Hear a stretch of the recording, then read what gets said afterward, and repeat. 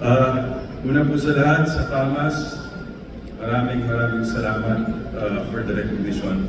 Sa pagbibigay pansin sa aming kakayahan sa lahat po ng ginawa namin sa TOBA. Sa mga sundalo po, sa pagbibigay inspirasyon para magawa itong storya na to. Hindi lahat na may TOBA naman eh. We are all unique in our own ways, and most of the time misunderstood. To anyone and to everyone who is experiencing mental health issues, know that you are loved, and you are never alone.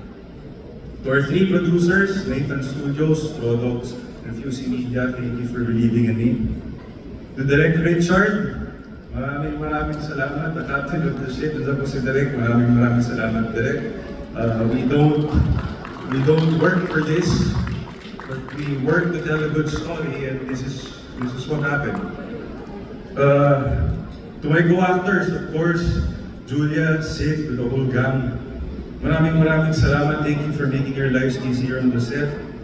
To my parents, I love you so much. And of course, to my wife, thank you, Baba, I love you. Thank you for supporting me always. And just a short message. This award will serve not just a source of... This award will serve as another source of inspiration for me to do better every time I face a new chapter. And may everyone in this pavilion continue to be soldiers of the industry. Huwag po tayong magsawang bigyang kulay pa, inspirasyon at direksyon ang ating industriya.